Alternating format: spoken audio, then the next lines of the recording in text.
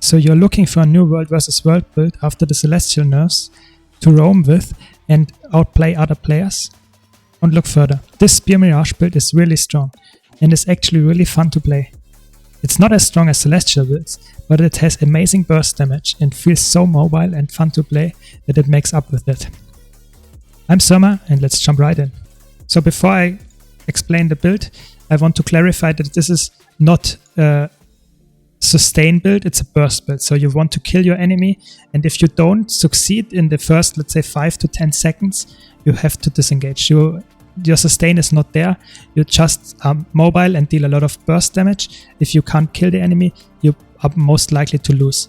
Even after the Celestial nerfs, you won't probably kill enemies after the 10-second mark or something. You're more like a thief, you engage, you try to kill them. If you don't succeed, you disengage.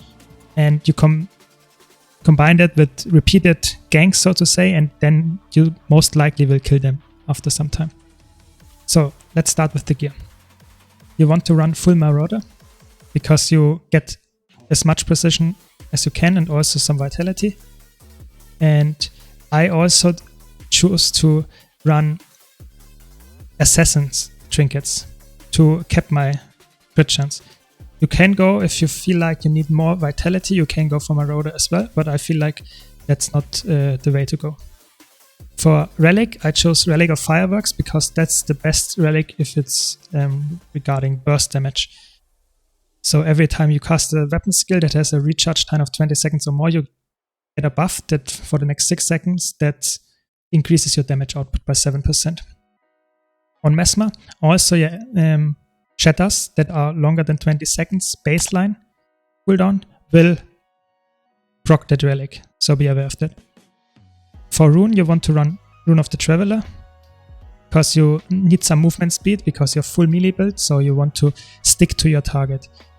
And movement speed helps you with that because you don't have passive movement speed like Chrono does.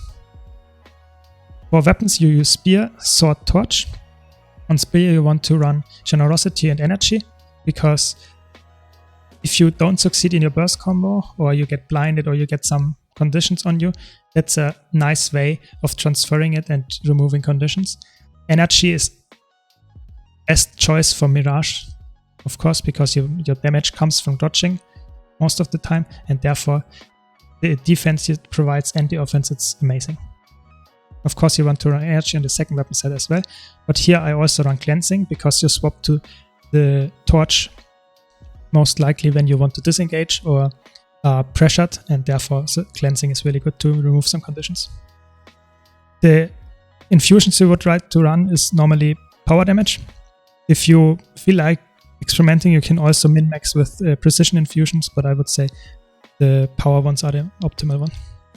For food, you will want to run for utility consumables for sure, superior sharpening stones, just to increase the damage even more.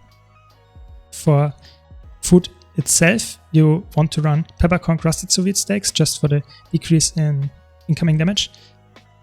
If you want to, let's say, be really, really min-maxy, you can also go for bowls of Orient truffle and meat stew because that will increase your endurance regen and you will cap out on the maximum that you can get, and therefore you get so many free dodges, which is really strong. Apart from the cleansing sigil, it's really good. So I would say this is the optimal one if you know when to dodge. If you, let's say, lack some expertise which skills to dodge and when to use your burst combo, this one is the, let's say, easier one to use. You know, you don't have to be aware when your dodge comes up and stuff. So now to the traits. For the traits, you go full offensive: domination, dueling, and Mirage. In Mirage, you want to run self-deception to create a clone. Only this skill is a deception skill, but it's enough to take this, because if you have a clone and have a use John, you will create another one which increases your burst damage. Then this is distortion, really strong. When you shatter with your distortion, clones shattered by that will create a Mirage mirror. If you walk into it, you will get the Mirage cloak, and you can use your ambush skills and evade for short seconds. That's really strong. And whenever you get distortion, you can also use the Amber skills, not only when you have Mirage Cloak. So that's most likely used in conjunction with Mirage Thrust, because that's a disengage skill. The ambush of the spear is okay, but this is the best ambush, I would say, because it's a daze if you land it, it creates a clone, it's a leap finisher, and it's a nice movement skill. So if I just use it, I jump a really wider distance, and it's your gap close, but most likely it's also a disengage tool. So be aware of that. Then you get some vigor when you shatter, and some movement speed for dodging.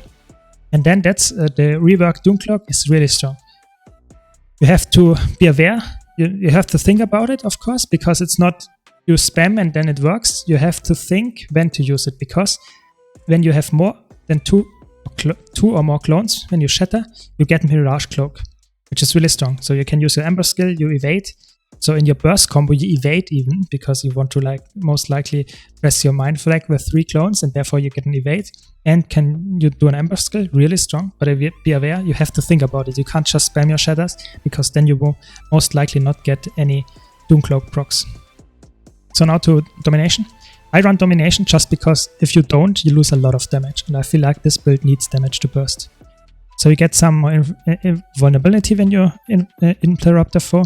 Then when you daze or stun a foe, you apply even more vuln, and you deal more damage per vuln stack. So that's all very good.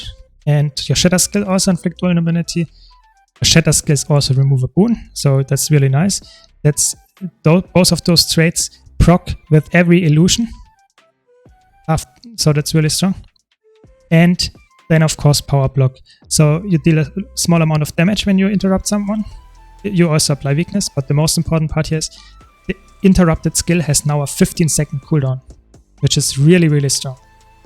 And be aware that you have a lot of interrupts. For example, your Ambush is also a daze, which is why you have so many interrupts, because you can spam it so often. Now to dueling. In dueling, you get passive some vigor when you crit, and you crit a lot. Then bleeding, not important. And you get some fury. Personal fury over 9 seconds. That's why it's so strong. You have 100% fury uptime from this trait if you don't get corrupted. Therefore, you aim to get 80% crit chance without fury, and therefore you have then 100% crit chance with fury. When you successfully evade an attack, you gain vigor. That's baseline 50% uptime, really good. If you don't get corrupted, of course, that is. Then Shatter Skill 2 inflicts blindness. That's the same with those traits. They proc from all your illusions that you shatter with this. Seems like not a lot, but blindness in the right moment, in the right hands, can be the match deciding factor. Because if you blind a really strong skill of the enemy that doesn't hit, and you kill it after them, is really strong. If you just spam your skills, it's not worth it to take. If you just spam skills, you should go probably for Fencer's Finesse for some more damage. But this is really good if you use it in the right moment. And then, of course, Deceptive Evasion. Whenever you dodge, you create a clone, which is really important, not only for your Shatter skills to make them more potent, but of course also for your Doom Cloak proc and for your Self-Deception proc. So be aware that you have a lot of stuff to keep in mind with this build. This build also relies heavily on its utility skills to stay alive, of course, because you have some nice heal and Condy Glance on your Ether Feast. But Blink is really, really far range. Teleport, instant, break stun, really strong. You can also combine it, of course, with your damaging skills, but be aware that it's the most important disengage tool you have. And Signet of Illusions to recharge all your shatters, self-explanatory. And then I like to take mirror images for the stun break and of course the entity targeting break, so that it's like you stealth for a really short amount of time and they lose your target, which is also really important because if they have a targeted skill, they lose you, can be also the match deciding factor. And the two illusions instant can also be really nice with your burst combo. If you don't like that or you feel it's too offensive, you can of course go for Mantra of the Distraction to use more power blocks, or go for Sand Through Glass to get another stun break and evade, and a Mirage Mode, or all of the deception skills except this one are also viable.